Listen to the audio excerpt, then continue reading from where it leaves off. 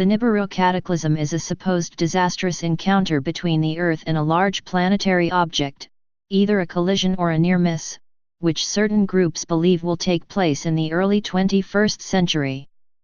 Believers in this doomsday event usually refer to this object as Planet X or Nibiru. The idea that a planet-sized object will collide with or closely pass by Earth in the near future is not supported by any scientific evidence and has been rejected by astronomers and planetary scientists as pseudoscience and an internet hoax. The idea was first put forward in 1995 by Nancy Lieder, founder of the website Zeta Talk. Lieder describes herself as a contactee with the ability to receive messages from extraterrestrials from the Zeta Reticuli star system through an implant in her brain.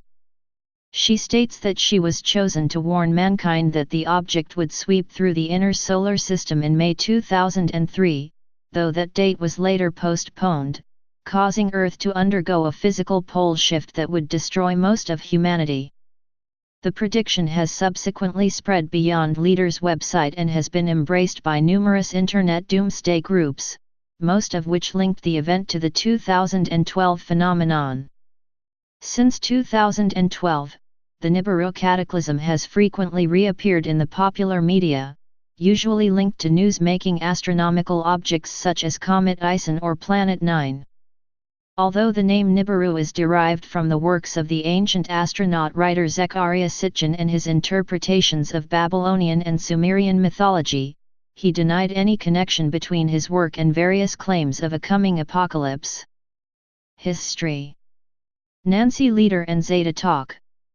The idea of the Nibiru encounter originated with Nancy Lieder, a Wisconsin woman who claims that as a girl she was contacted by gray extraterrestrials called Zetas, who implanted a communications device in her brain.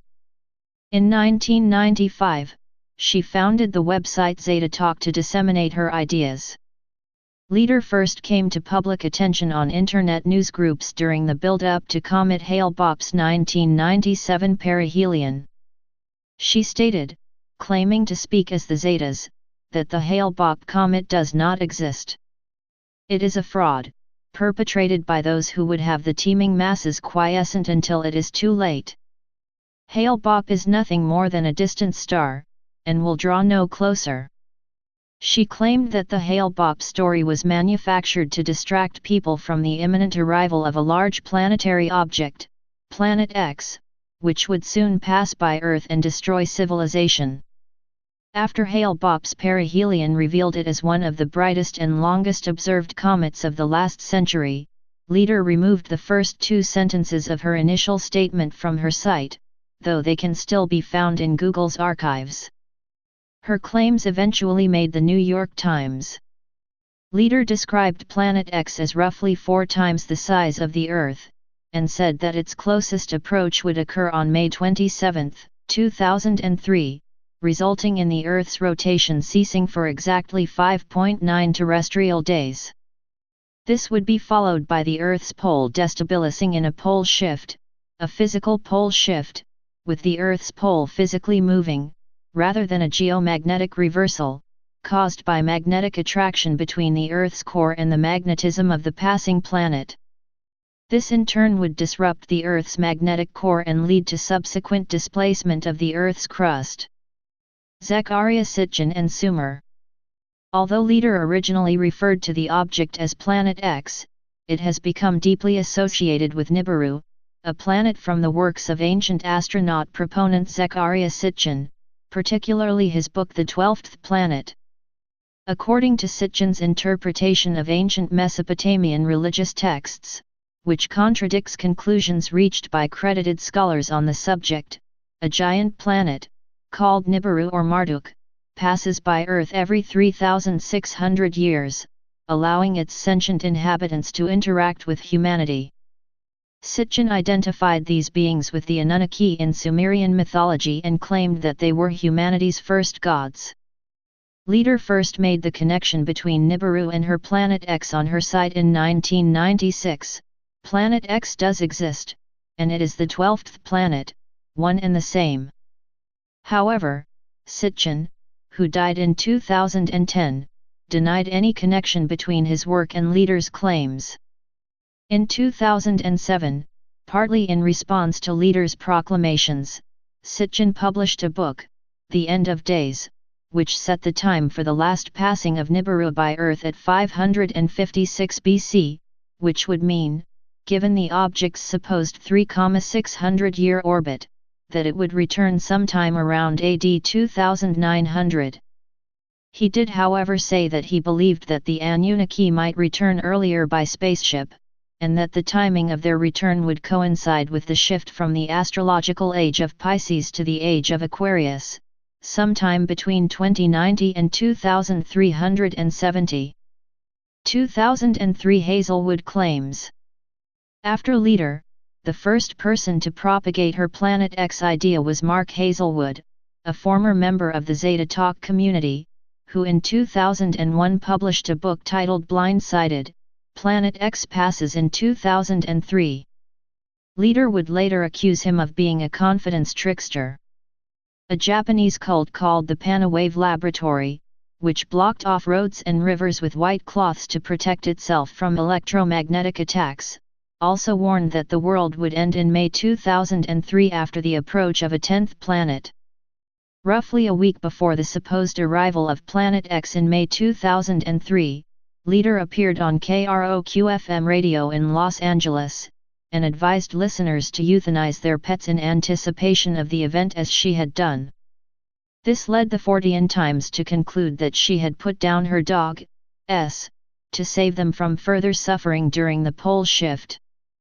Later, in a 2004 interview she said that she had euthanized her dog because it was acting aggressively.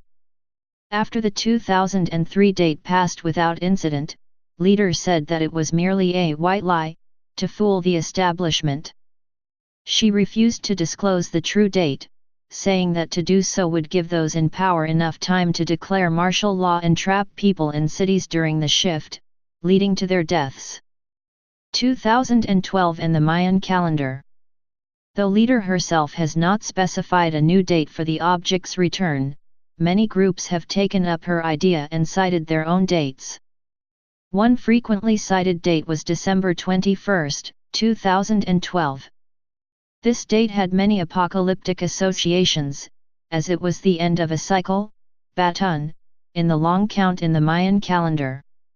Several writers published books connecting the encounter with 2012. Despite that date having passed, many websites still contend that Nibiru/Planet X is en route to Earth.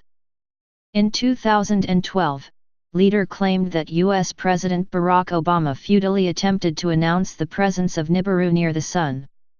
After 2012, she claimed that several world leaders had intended to announce the presence of Nibiru near the Sun on October 20, 2014.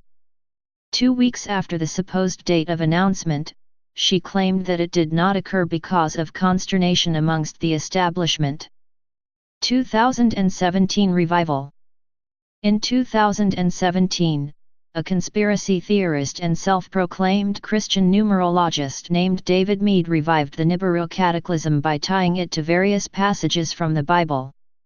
He initially predicted that Nibiru would arrive in October 2017, but he later revised the date to September 23, referring to a supposedly unique configuration on that date of the Sun, Moon, and planets in Virgo, and citing the solar eclipse of August 21, 2017 as a harbinger.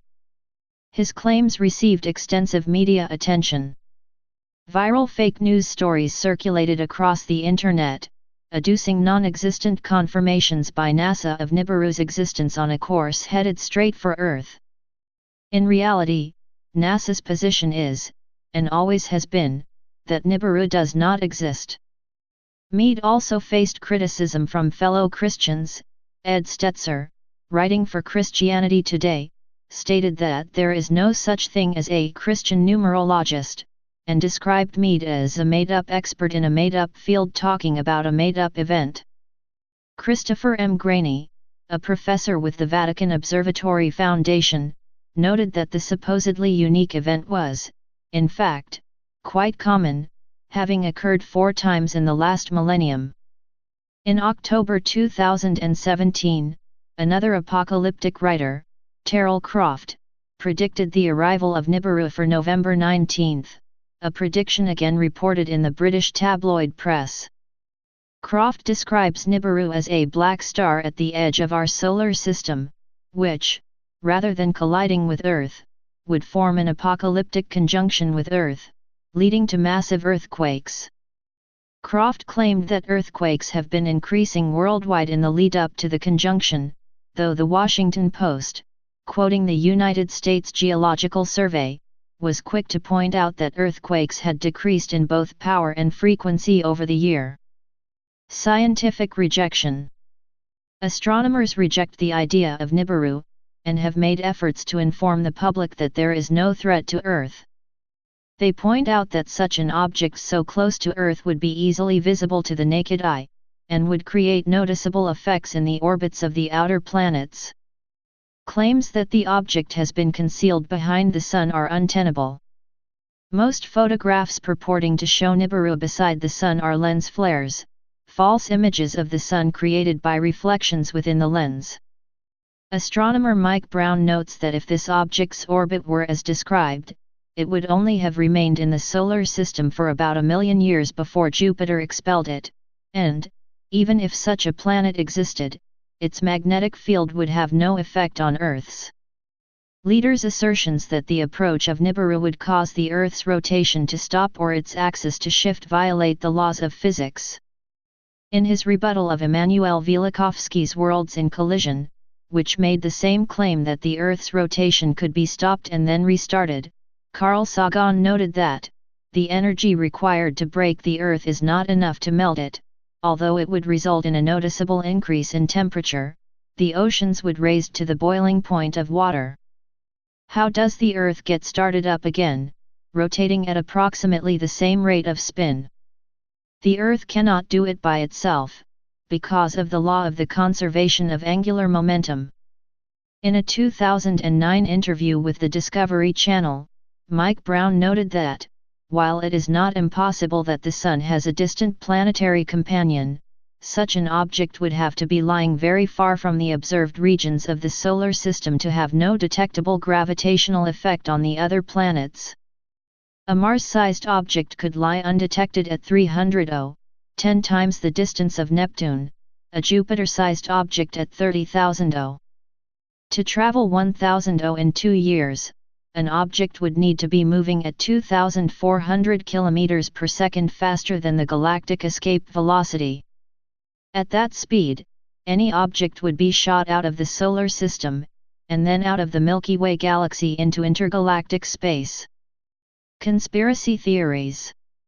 Many believers in the imminent approach of Planet X/Nibiru accuse NASA of deliberately covering up visual evidence of its existence. One such accusation involves the IRA's Infrared Space Observatory, launched in 1983. The satellite briefly made headlines due to an unknown object that was at first described as possibly as large as the giant planet Jupiter and possibly so close to Earth that it would be part of this solar system. This newspaper article has been cited by proponents of the Nibiru cataclysm, beginning with Leader herself, as evidence for the existence of Nibiru. However, further analysis revealed that of several initially unidentified objects, 9 were distant galaxies and the 10th was galactic cirrus, none were found to be solar system bodies. Another accusation frequently made by websites predicting the collision is that the U.S. government built the South Pole Telescope, SPT, to track Nibiru's trajectory, and that the object has been imaged optically. However, the SPT, which is not funded by NASA, is a radio telescope, and cannot take optical images. Its South Pole location was chosen due to the low humidity environment, and there is no way an approaching object could be seen only from the South Pole. The picture of Nibiru posted on YouTube was revealed, in fact, to be a Hubble image of the expanding light echo around the star V838 Monday. Another conspiracy claim regards a patch of missing data in Google Sky near the constellation of Orion, which has often been cited as evidence that Nibiru has been redacted. However, the same region of sky can still be viewed by thousands of amateur astronomers. A scientist at Google said that the missing data is due to a glitch in the stitching software used to piece the images together. Another piece of claimed evidence drawn from Google Sky is the carbon star CW Leonis, which is the brightest object in the 10 μm infrared sky and is frequently claimed to be Nibiru. Misappellations. Believers in Planet X/Nibiru have given it many names since it was first proposed. All are, in fact, names for other real, hypothetical or imaginary solar system objects that bear little resemblance either to the planet described by Leader or to Nibiru as described by Sitchin. Planet X. Leader drew the name Planet X from the hypothetical planet once searched for by astronomers to account for discrepancies in the orbits of Uranus and Neptune. In 1894, Bostonian astronomer Percival Lowell became convinced that the planets Uranus and Neptune had slight discrepancies in their orbits. He concluded that they were being tugged by the gravity of another, more distant planet, which he called Planet X. However, nearly a century of searching failed to turn up any evidence for such an object. Pluto was initially believed to be Planet X, but was later determined to be too small. In 1992, astronomer Miles Standish showed that the supposed discrepancies in the planet's orbits were illusory, the product of overestimating the mass of Neptune.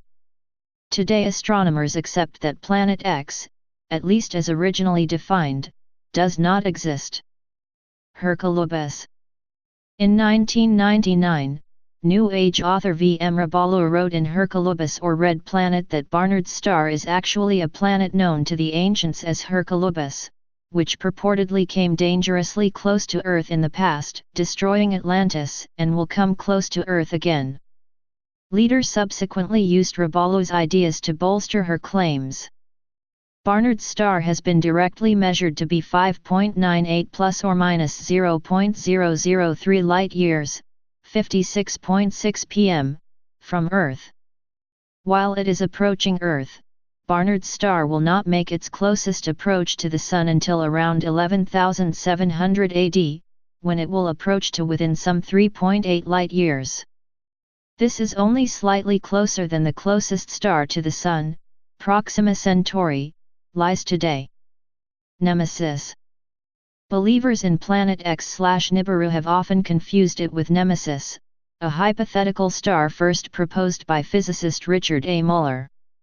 In 1984, Muller postulated that mass extinctions were not random, but appeared to occur in the fossil record with a loose periodicity that ranged from 26 to 34 million years. He attributed this supposed pattern to a heretofore undetected companion to the Sun, either a dim red dwarf or a brown dwarf, lying in an elliptical, 26 million-year orbit. This object, which he named Nemesis, would, once every 26 million years, pass through the Oort cloud, the shell of over a trillion icy objects believed to be the source of long-period comets that orbit at thousands of times Pluto's distance from the Sunday. Nemesis's gravity would then disturb the comet's orbits and send them into the inner solar system, causing the Earth to be bombarded. However, to date no direct evidence of Nemesis has been found. Though the idea of Nemesis appears similar to the Nibiru cataclysm, they are, in fact, very different, as Nemesis, if it existed, would have an orbital period thousands of times longer, and would never come near Earth itself. Sedna or Eris. Still others confuse Nibiru with Sedna, 90,377 Sedna, or Eris, 136,199 Eris, trans-Neptunian objects discovered by Mike Brown in 2003 and 2005 respectively.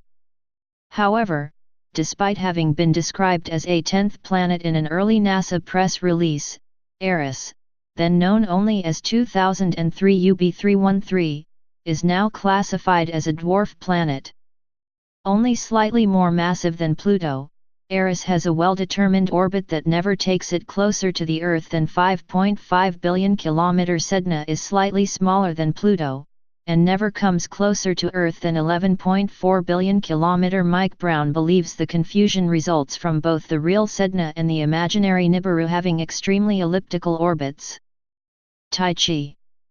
Others have tied it to Tai Chi, the name proposed by John Matisse and Daniel Whitmire of the University of Louisiana at Lafayette for an object they believe to be influencing the orbits of comets in the Oort cloud. In February 2011, Whitmire and his colleagues took their hypothesis to the public in an article in The Independent, in which they named the object Tai Chi and claimed that evidence for its existence would be found once data from the WISE infrared telescope was collated, leading to a spike in calls to astronomers. The name, after the good sister of the Greek goddess Nemesis, was chosen to distinguish it from the similar Nemesis hypothesis as, unlike Nemesis, Matisse and Whitmire do not believe that their object poses a threat to Earth. Also, this object, if it exists, would, like Nemesis, have an orbit hundreds of times longer than that proposed for Nibiru, and never come near the inner solar system. In March 2014, NASA announced that the WISE survey had ruled out the existence of Tai Chi as its proponents had defined it. Comet Elenin. Some associated Nibiru with Comet Elenin, a long-period comet discovered by Russian astronomer Leonid Elenin on December 10, 2010. On October 16, 2011, Elenin made its closest approach to the Earth at a distance of 0.23380, 34,980,000 kilometers, 21,730,000 miles, which is slightly closer than the planet Venus. Nevertheless, in the lead-up to its closest approach, claims spread on conspiracy websites concluded that it was on a collision course, that it was as large as Jupiter or even a brown dwarf, and even that the name of the discoverer, Leonid Elenin, was in fact code for ELE, or an extinction-level event. Although the sizes of comets are difficult to determine without close observation, Comet Elenin is likely to be less than 10 km in diameter. Elenin himself estimates that the comet nucleus is roughly 3-4 km in diameter. This would make it millions of times smaller than the supposed Nibiru. Comet hysteria is not uncommon. Attempts have been made to correlate Elenin's alignments with the 2011 Japan earthquake, the 2010 Canterbury earthquake, and 2010 Chile earthquake.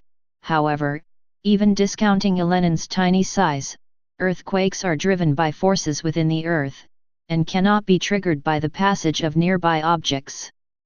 In 2011, Leonid Elenin ran a simulation on his blog in which he increased the mass of the comet to that of a brown dwarf, 0.05 solar masses. He demonstrated that its gravity would have caused noticeable changes in the orbit of Saturn years before its arrival in the inner solar system. In August 2011, Comet Elenin began to disintegrate, and by the time of its closest approach in October 2011 the comet was undetected even by large ground-based telescopes. Comet Ison. On September 21, 2012, Vitaly Nevsky and Artyom Novyshanok, using the International Scientific Optical Network of Telescopes, ISON, discovered the comet C/2012 S1, popularly known as Comet Ison. Its orbit was expected to take it within 0.4290, 64,200,000 kilometers, 39,900,000 miles, of Earth on December 26, 2013. Nonetheless, believers tied it to the Nibiru cataclysm, claiming it would hit the Earth on that date, or that it would fragment and pieces of it would hit the Earth. Images of the fragments of the comet circulating on the Internet were shown to be camera artifacts. On April 30, 2013, the Hubble Space Telescope took 3 pictures of the comet over the course of 12 hours, which were published as a composite in Hubble's archives. This led to speculation on conspiracy sites that the comet had split into 3 pieces, or even that it was a UFO. After ISON passed perihelion on November 28, it rapidly began to fade, leaving many to suspect that it had been destroyed as it passed the Sunday. While a dim remnant did eventually return round the Sun, it was generally accepted to be a cloud of dust, rather than a solid object. On December 2, 2013, the CIOC, NASA Comet ISON Observing Campaign, officially announced that Comet ISON had fully disintegrated. The Hubble Space Telescope failed to detect fragments of ISON on December 18, 2013. On May 8, 2014, a detailed examination of the comet disintegration was published, suggesting that the comet fully disintegrated hours before perihelion. Planet 9. In March 2014, astronomers Chad Trujillo and Scott Shepard published a paper in Nature arguing that the apparent clustering of the arguments of perihelion of distant trans-Neptunian objects suggested the existence of a large trans-Neptunian planet. On January 20, 2016, Mike Brown and Konstantin Batygin announced that they had corroborated Trujillo and Shepard's findings, and that they believed the planet, which they dubbed Planet 9, would have a mass roughly 10 times that of the Earth, and a semi-major axis of approximately 400–1500 (62–25 billion km). Believers in Nibiru and the Nibiru cataclysm immediately argued that this constituted evidence for their claims. However, astronomers pointed out that this planet, if it exists, would have a perihelion, closest approach to the Sun, of roughly 200 or 30 billion km. In March 2016, believers in the Nibiru cataclysm began to suggest that the month marked the true date for Nibiru's arrival and the destruction of Earth. That same month, the monthly notices of the Royal Astronomical Society published a paper by Daniel Whitmire, who had proposed the existence of Tyche, in which he reconsidered a modified version of the Nemesis model he had first proposed in 1985 in light of recent speculations concerning the possibility of a trans-Neptunian planet. The hypothesis argues that an object far closer to the Sun than Nemesis could have a similar effect if its orbit precessed at a rate thousands of times slower than its actual speed, which would mean it might only interact with the Kuiper belt every 27 million years, potentially sending comets into the inner solar system and triggering mass extinctions. However, the paper had been initially published online in November 2015, before Brown and Batygin went public with Planet 9, and concerns a different object far closer to the Sun, 100 versus 600. Planet 9, if it exists, is too far away, says Brown, to have such an effect on the Kuiper belt. Nonetheless, an article in the British tabloid The Sun, later republished in the New York Post, conflated the three ideas of Nibiru, Planet 9, and Whitmire's planet to suggest that not only had Planet 9 been found, but that it would collide with Earth at the end of April, which resulted in Batygin receiving a spike in panicked calls. 2016 WF9. On November 27, 2016, NASA's NEOWISE project identified 2016 WF9, an Apollo-class near-Earth asteroid that they calculated would pass by Earth on February 25, 2017 at a distance of 0.34070, 50,970,000 kilometers, 31,670,000 miles. On January 25, 2017, the British tabloids, initially the Daily Mail, ran a story claiming that self-proclaimed Russian astronomer Dr. Diamondamir Zakharovuk, for whose existence the Daily Mail could not vouch, said that WF9 was in fact a spun-off piece of the Nibiru system that was on course to collide with Earth. Public reaction. The impact of the public fear of the Nibiru cataclysm has been especially felt by professional astronomers. In 2008, Mike Brown said that Nibiru was the most common pseudoscientific topic he was asked about. Before his retirement after 2012, David Morrison, director of the SETI Institute, CSI Fellow and Senior Scientist at NASA's Astrobiology Institute at Ames Research Center, said he received 20 to 25 emails a week about the impending arrival of Nibiru, some frightened, others angry and naming him as part of the conspiracy to keep the truth of the impending apocalypse from the public, and still others asking whether or not they should kill themselves, their children or their pets. Half of these emails were from outside the US. Planetary scientists are being driven to distraction by Nibiru, notes science writer Govert Schilling, and it is not surprising. You devote so much time, energy, and creativity to fascinating scientific research, and find yourself on the tracks of the most amazing and interesting things, and all the public at large is concerned about is some crackpot theory about clay tablets, god astronauts, and a planet that doesn't exist. In a similar vein, Professor Brian Cox tweeted in 2012 that, if anyone else asks me about Nibiru, the imaginary bullshit planet, I will slap them around their irrational heads with Newton's Principia. Prior to the 2012 date, Morrison stated that he hoped that the non-arrival of Nibiru could serve as a teaching moment for the public, instructing them on rational thought and baloney detection, but doubted that would happen. During the 2017 revival, Morrison stated that the Nibiru phenomenon keeps popping up over and over despite his original assumption that it would be short-lived. Morrison noted in a lecture recorded on Fora.tv that there was a huge disconnect between the large number of people on the internet who believed in Nibiru's arrival and the majority of scientists who have never heard of it. To date, he is the only major NASA scientist to speak out regularly against the Nibiru phenomenon. Cultural influence. A viral marketing campaign for Sony Pictures' 2009 film 2012, directed by Roland Emmerich, which depicts the end of the world in the year 2012, featured a supposed warning from the Institute for Human Continuity that listed the arrival of Planet X as one of its doomsday scenarios. Mike Brown attributed a spike in concerned emails and phone calls he received from the public to this site.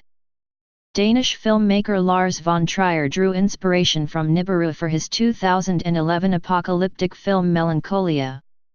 Please subscribe and thanks for watching.